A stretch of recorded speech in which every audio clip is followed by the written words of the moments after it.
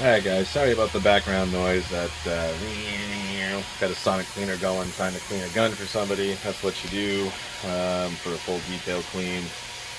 So yeah, that's what that background noise is. But wanted to take a second and take a look at the Sig Sauer M18 P320s. It seems that there's been an arrest made. It seems like there's some charges there, manslaughter, obstructing justice, and things like that. So we clearly didn't get the full story. And I want to look at this from a rational perspective and not one that's emotionally charged. You guys have seen we put out some shorts and some videos on the Sig Sauer P320, M17, M18 testing. I'll come out and say it. I'm not a Sig Sauer fanboy. I don't like Sig Sauer products as a rule. And that's just me being honest. But I don't like to see what's been happening to them as the company. I will say, out of all the incidents that have happened, and I'm going to move so hopefully you can hear me better. Out of all the incidents that have happened, I will not say one way or another that this gun cannot discharge or fire without a trigger pull. That is Sig's original statement, was without a full trigger press, without a full depression of the trigger, firearm can't fire. They have changed that to, as with any firearm, any rearward movement of the trigger, it could discharge. That is the case. I mean, I hate to say it, any rearward movement of any trigger, could the firearm fire? Yes. We all know Glock's design, it has a dongle safety and whatnot, so you'd have to depress that before you could even get it to the wall. But again, looking at it from a rational standpoint, I think Sig Sauer has shown companies how not to handle a PR disaster or a PR nightmare. I understand why you wouldn't own the issue, or why you would say it's a faulty design or poor engineering, because you're going to open yourself up to litigation, and we do live in a world full of litigation, and it would bankrupt your company. Now, having said that,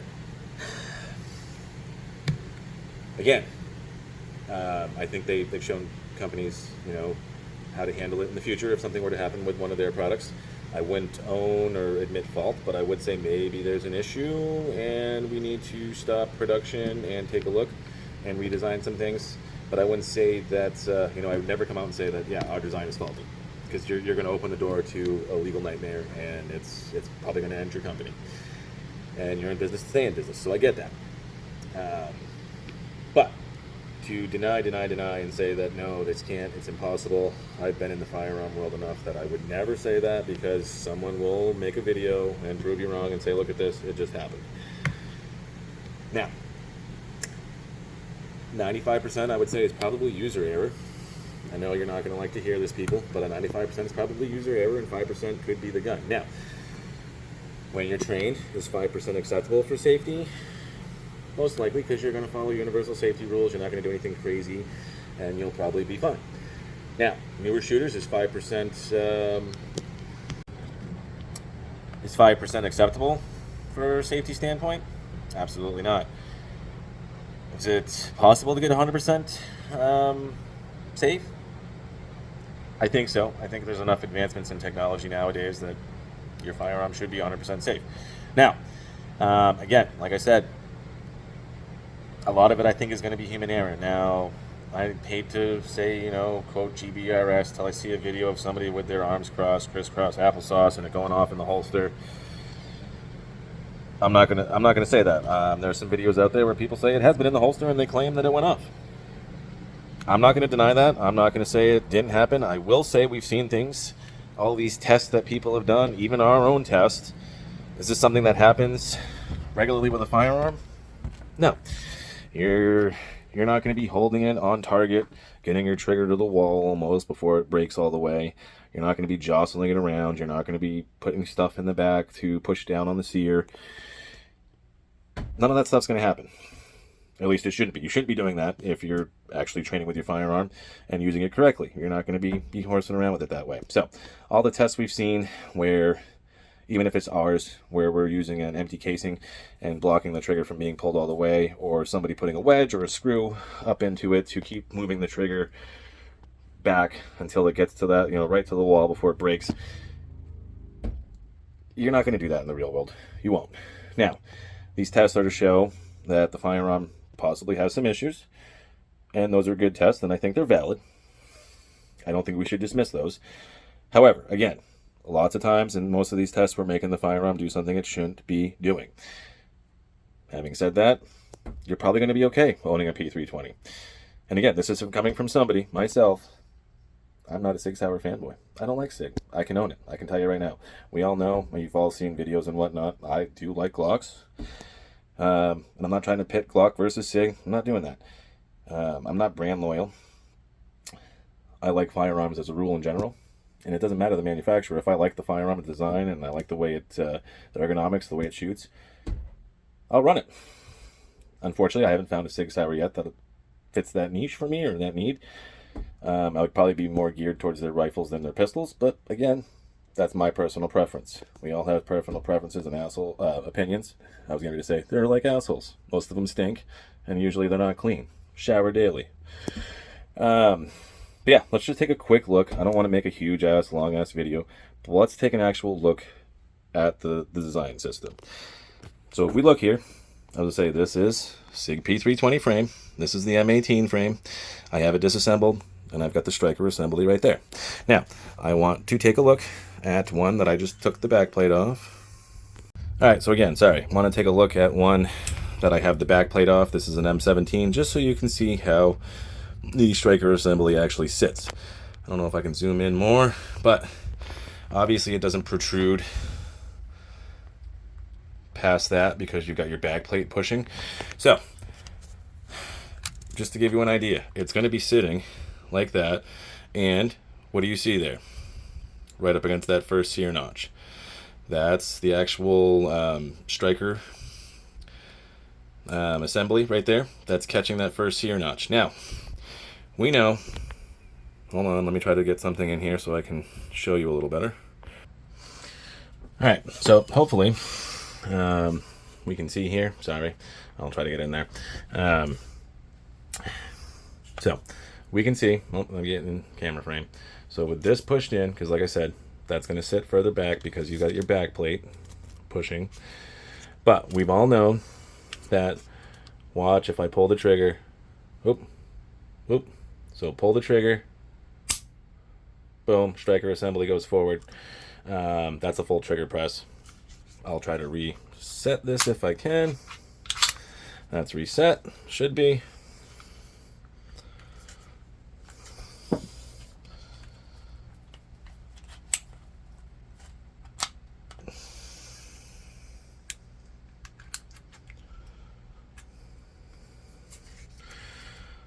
All right, so again, we all saw when I pulled the trigger, whoops, right up in there, we saw that's your first sear catch, okay? And that the striker assembly obviously went past that because pulling the trigger, the sear goes down, and it will go past that other cutout. So, what we're talking about, oop, sorry, didn't mean to fling you around here. Let's take a look. You've got your first sear cut, your notch, and I'll try to point, sorry for the shaky camera. So first sear notch right here, and then their first initial remedy was to add another catch. So if that first sear missed, let me back out, there we go. If by any means it bypassed this when the trigger wasn't pulled, it's going to move into this catch right here, and that will prevent the striker from going forward and making contact. Now, the issue that is arising, and let's see if I can do it here. I'm going to block the trigger. You'll see my thumb's in the way. I can't pull it all the way. But as soon as we start putting a little bit of pressure, what is happening? That's what is controlling your striker assembly right there. Right onto the right side of this sear. So you see how it's starting to move a little bit? Look at that. That's not even a full trigger press, but it's pushing up. Now, the way that your striker assembly is sitting, we all saw, let's back out even more, is it is sitting, obviously with that pushed in more. I was going to say this isn't protruding as far, but it's sticking. You have your sear catch, whoops, right there, and then this is pushed in. It's not going to sit that far back. Let me put this back. All right, so back in the holder. Let's see if I can get closer. There we go. Now, so again, the way this is sitting, this is obviously it's sitting just like that on there, and it's together, but I want you to see. So this is together. This little piece right here, if it'll focus, right here, is what is being pushed up and manipulated by these pieces right here, this and this. So you don't need much pressure on this. Whoops. Just a little bit of pressure, and what's going to happen? Bing! It's going to that spring's going to let go and it's going to fire. So we saw the way it sat. Again, my finger's blocking me from pulling it, but what is happening? What is happening? That is pushing up, which in turn could hit this right here, and that's going to push up, and that's going to allow it to fire. Now, like I said, you can see without a full trigger press, that piece is being manipulated. Now, is it being pushed up far enough to set that off, to push into that recess and allow the striker to go forward? Possibly not. And that's why you're seeing people putting screws up into here, and they're literally pushing the trigger all the way to the wall pretty much. So they're getting a little bit, but it's not going to move it all the way up. Now this I'll have to reset, but just look at that. See how it's, and my finger's blocked. I can't pull the whole thing, but you see how quickly that gets manipulated? But it's not allowing the actual part right there to move up. But it moves up a little bit, but not all the way as like this. So would that be enough to set it off? Could be. But here's also what we found. Just pushing the back, we all know the sear is only held up by 2 springs. If you push this, if it's set,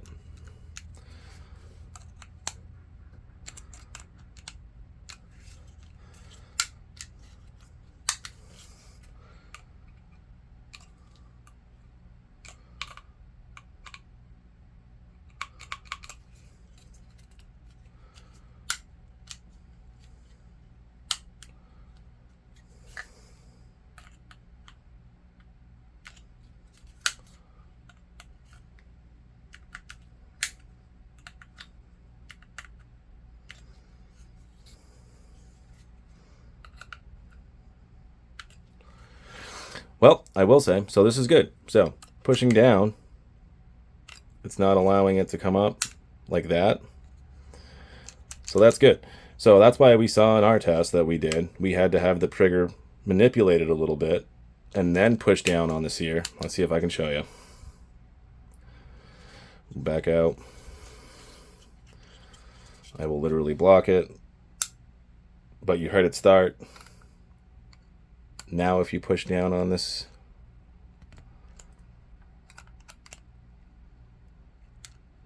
it does move the trigger rearward some, and it does allow that to come up a little bit.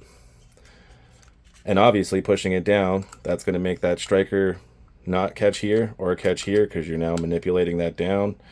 You notice, so once it's already been manipulated some, so past that first stage, now if I push down, what happens?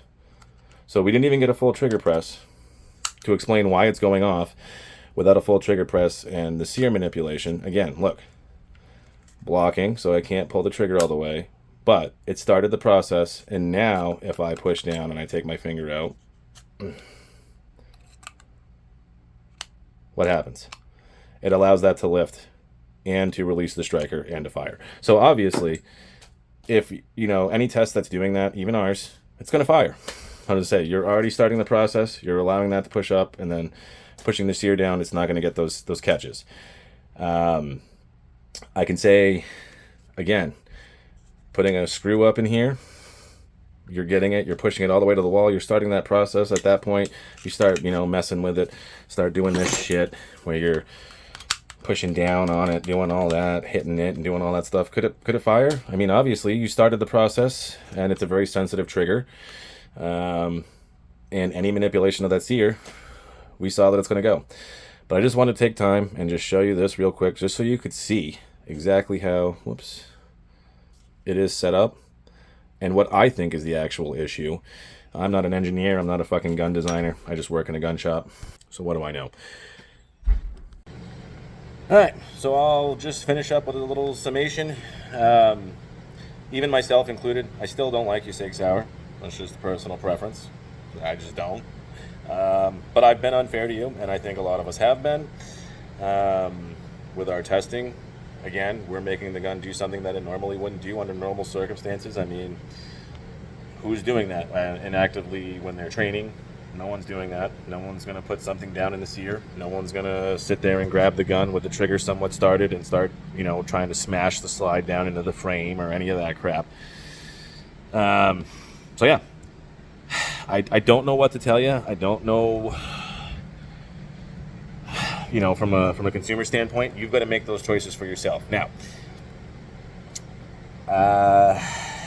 again, like I said, I'm not a Sig fanboy. I wouldn't have any of their pistols, but that's my own personal preference and choice. And yeah, but like I said, I feel like we've been unfair to Sig Sauer. I don't think that all the cases are the firearm's fault, and I can own it. And I hope a lot of people that have done some of this testing realize now that for the test-approved instances, again, I don't know. Again, the tests clearly show that there's an issue, that something possibly could happen. But I think that the probability and that percentage is very, very small. And again, I'm not endorsed by Sig Sauer. I'm not paid by Sig. I'd probably be the last person that would be paid by Sig.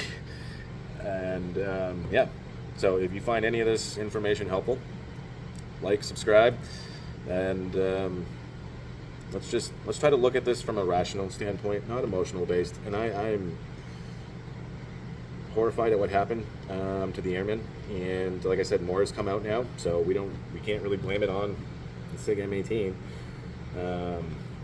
There's somebody that's been charged with manslaughter, and then